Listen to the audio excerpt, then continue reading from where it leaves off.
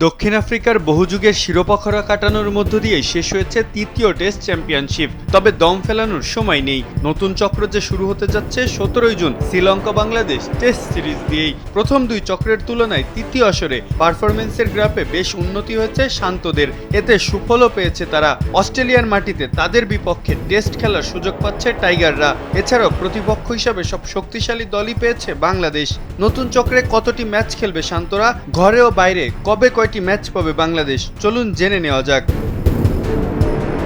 বিশ্ব টেস্ট চ্যাম্পিয়নশিপের প্রথম চক্রে 7 ম্যাচ খেলেও জয়ের দেখা পায়নি বাংলাদেশ। অর্জন বলতে ছিল শুধু একটা ড্র।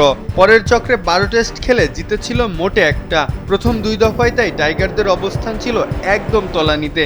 ওয়ালটন আবারও মিলিয়নিয়ার অফারে ওয়ালটন ফ্রিজ কিনে আপনিও হয়ে যেতে পারেন মিলিয়নিয়ার। তবে তৃতীয় চক্রে তুলনামূলক বেশ ভালো করেছে শান্ত বাহিনী। 12 টেস্টের মধ্যে জিতেছে 4টিতেই। পয়েন্ট তালিকায় ছিল 7 নম্বরে। আছে পাকিস্তানের মাটিতে টেস্ট সিরিজে তাদের হোয়াইট ওয়াশ করার সুখস্মৃতি। সেই ধারাবাহিকতায় বড় সুখবর পেল বাংলাদেশ।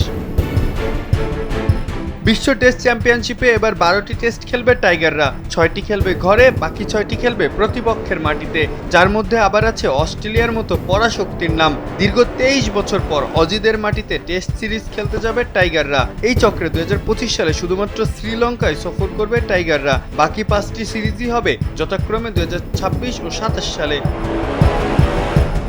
ঘরের মাঠে টাইগারদের প্রতিপক্ষ পাকিস্তান, ওয়েস্ট ইন্ডিজ ও ইংল্যান্ড। আর বিদেশের মাটিতে শান্তরা লড়বে শ্রীলঙ্কা, দক্ষিণ আফ্রিকা ও অস্ট্রেলিয়ার বিপক্ষে। প্রতিটি সিরিজেই থাকবে 2টি করে টেস্ট। 2026 মার্চে ঘরের মাঠে পাকিস্তানকে আতিথেয়তা দিবে টাইগাররা। আর অক্টোবরে আসবে ওয়েস্ট ইন্ডিজ। আর 2027 ফেব্রুয়ারিতে 2016 পর প্রথমবারের মতো টাইগারদের ডেরায় টেস্ট খেলতে আসবে ইংলিশ লায়ন্সরা।